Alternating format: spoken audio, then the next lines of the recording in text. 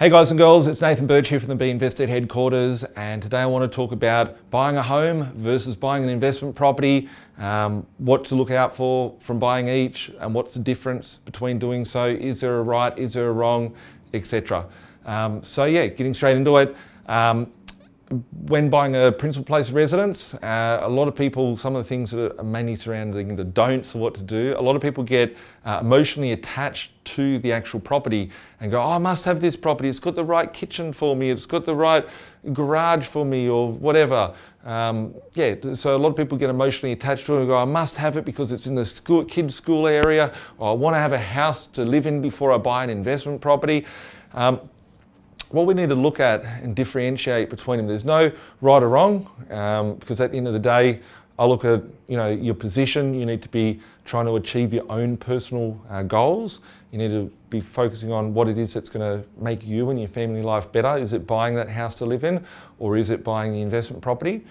For me, starting out, I knew I wasn't buying my own dream home from day one, so I made sure that if I wasn't going to have my dream home, I didn't really want it. I wasn't going to settle for anything until I got my dream principal place of residence. So I went out and I bought investment properties, and I realised that, and I calculated and prognosticated how this would look and evaluated how it would look from reverse engineering 5 years, 10 years, 15 years down the track. And I realised that I was better off buying investments before I bought a house to live in. Buying a house to live in, it's got to suit your family. Like, some people feel more comfortable owning the house they live in. I believe that as long as you've got a basic amenity of the roof over your head, then that's covered off on. Anything else is a luxury item. You don't technically need to own that house to live in. I've looked at it many, many times over the years, especially when I first started investing. I was a rent investor. I tried to stay at home as long as I could, and then I was like, I need to have a quality of life where I wanted to live by myself, etc. So for me, I realised if I could buy a house and it wouldn't be positive cash flow, then buying that property would be a negative geared property, because I could go rent that property for cheaper than. The only thing that I was going to have as an extra is that I could knock a hole in the wall, do whatever I wanted to do, but I'd have all the responsibility, and I'd suck up an extra $200,000, $300,000, $400,000 in deposits to get that property, as well as it being negative cash flow. So I could rent the property for cheaper than actually owning it. Then I realised it was better for me to rent than own that type of property. But everybody's position is different, and I think these are things that you need to assess when you're looking through buying your own home. Is it important to buy a home or an investment property?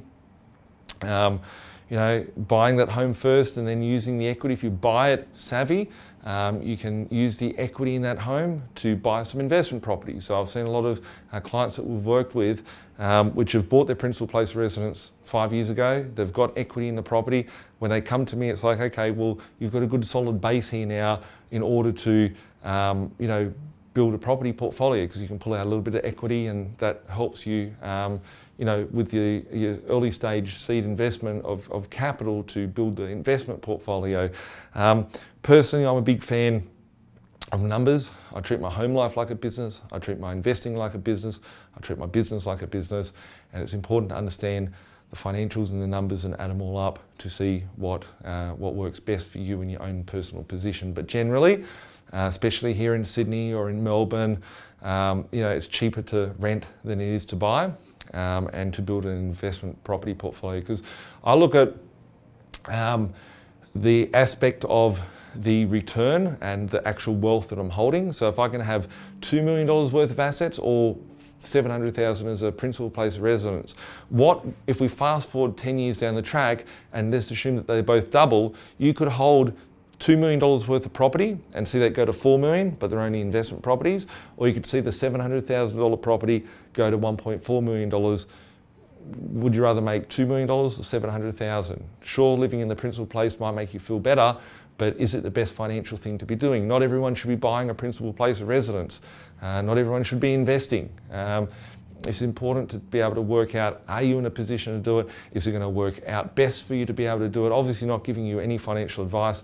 This video does not constitute as financial advice, and I always recommend to speak to a financial advisor if you do need help from that. And on that note, if you do need some further help sort of working out, is it best for you or what should you do in your position, feel free to reach out to my team. We can speak to a financial advisor here at the B.Invested headquarters on 1300 367 925 or email us at admin@binvested.com.au and speak to one of our financial advisors to ask them the question. It could just be a question to ask them. These guys cover every part of the financial spectrum, specialise in super funds, in managed funds, in hedge funds, in all different stuff. But the fundamental mums and dads, asset allocations is what they look at on a day-to-day basis. And they may be able to give you a little bit more further insight, tailored around your own personal, position. So hopefully shared with you some ideas and insights to look at on that front. And we'll catch up soon and have an awesome day. Bye for now.